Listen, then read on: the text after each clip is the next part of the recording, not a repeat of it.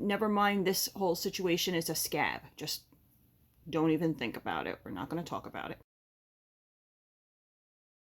Okay, so originally I was going to have another true crime video and then also a commentary video up. But what actually happened was that the true crime story that I've been working on has been crazy more intense than I expected. It's taking longer than I expected. It's still not done. I'm still writing the script, so to speak, and still coming up with new things to add. So it's taking a bit. So please bear with me a little bit on that one. It is a really interesting case that I haven't seen anybody else do on YouTube. And now we're going to talk about the whole college situation. So I'm pretty sure that everybody here has heard about it.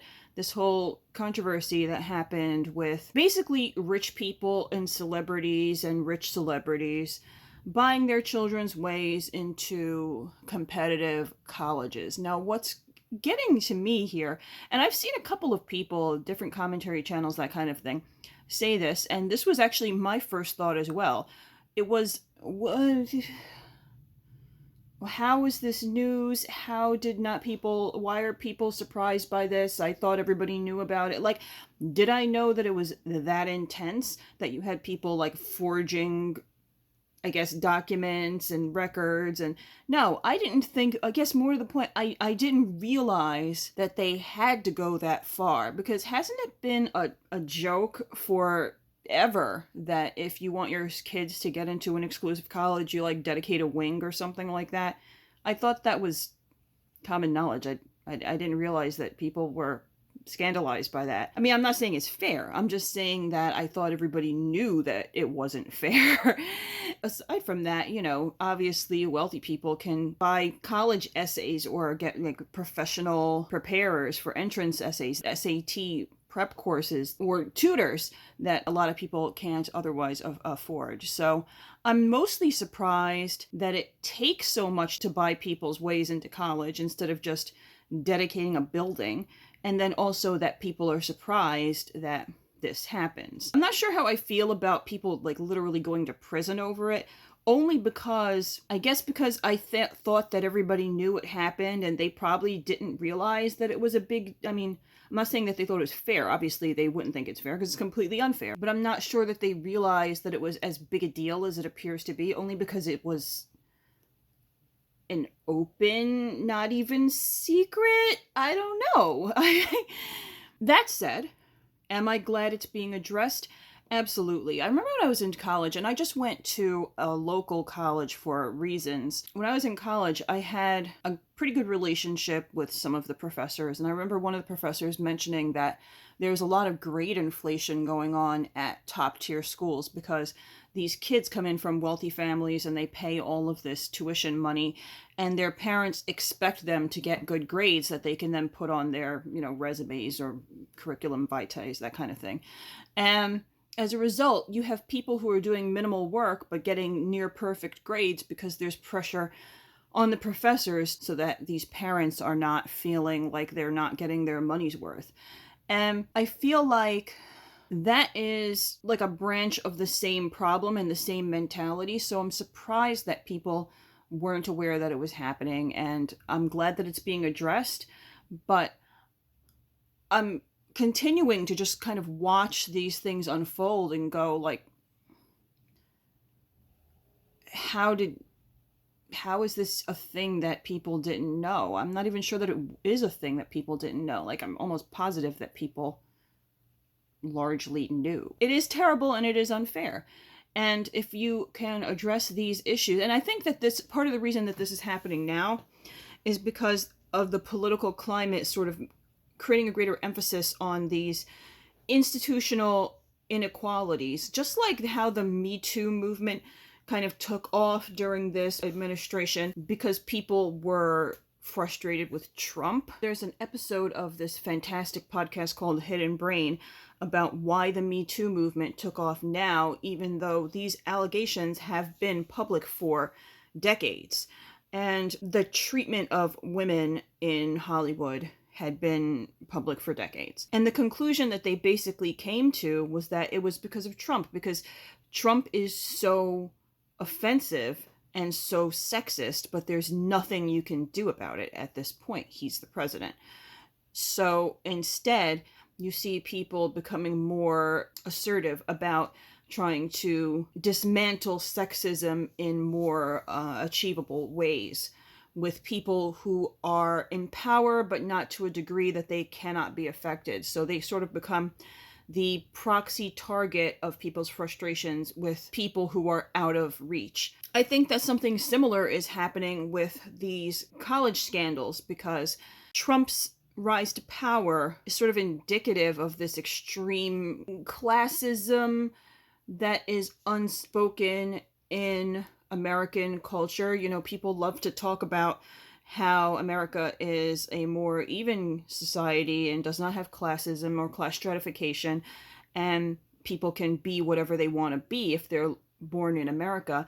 And while that is comparatively true versus some societies which are have much more rigid class structures, it's still not completely true, because obviously people who are born into privilege have privileges that people who are born even at middle class simply don't have access to. And these inroads to power can tend to perpetuate the same class system as you go forward. So somebody who was born with money has access to better schools and tutors and training programs and internships, and they can afford to take unpaid internships, versus people who are born in poverty or even working class families who have to work instead of taking unpaid internships in order to have, at best, personal spending money that their parents cannot give them, and at worst, in order to help support the family, even though they are students still. These things kind of perpetuate this class stratification where people who are born into privilege can continue to take advantage of opportunities that are, while technically available to the entire population, not actually accessible to the entire population, just sort of due to circumstances, right? Okay, so you have situations like legacy admissions in elite colleges, people who have grandparents who went to Harvard or Yale or whatever, who then have a better chance of getting in just because their parents went there, right? So that's one of those inroads to access that kind of perpetuates the class system. And this is another one, because if somebody wants to go to a very competitive college, but their parents are not from those colleges or even from the upper class, upper middle class, they're not rich, you know, their grandparents didn't go to Harvard, whatever, but they want to go to Harvard. So now, if their parents have made it good, then they can create those roads in a way that people who don't have access to money on that level cannot. And that's kind of always been the case. It's not like this is news or that it's new. But it's interesting that this is now being attacked. And I do think that if you want to look at things that you can take for good things that you can take from the rise to power of this administration, if you want to try to find reasons that it's not as disastrous as it perhaps is, you can say that it has finally roused a lot of people who were, I guess, really complacent in the system as it has been with regards to like women and classism. It's finally caused people to look at those things and say, this isn't right and I'm not gonna take it anymore. So yeah, that's pretty much my thoughts on the college thing. I don't know if I really think that these people should be going to, well, some of them should be going to jail. I mean, like, if they're literally forging things, then that's not legal. But if it's just things like buying someone's way into school, I don't know if they should really go to prison for that, but they definitely shouldn't benefit from that.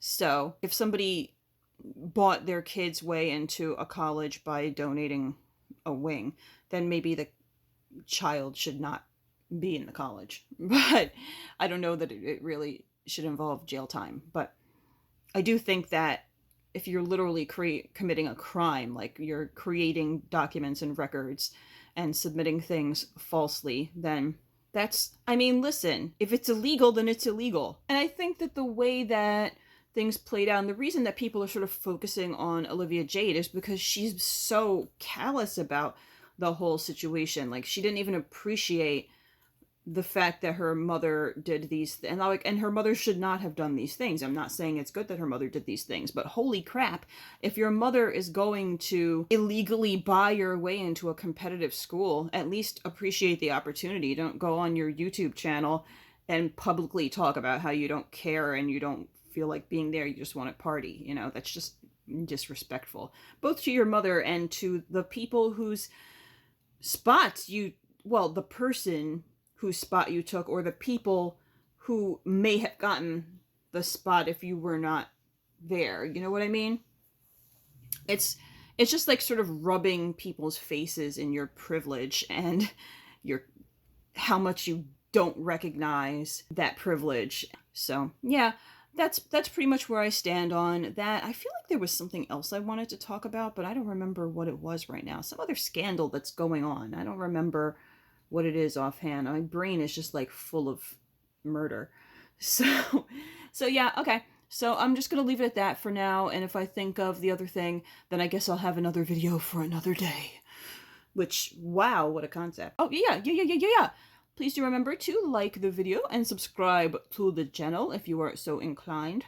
And leave a comment down below. Tell me what you think about this situation. And I will see you in my next video. Love you for being here. Bye.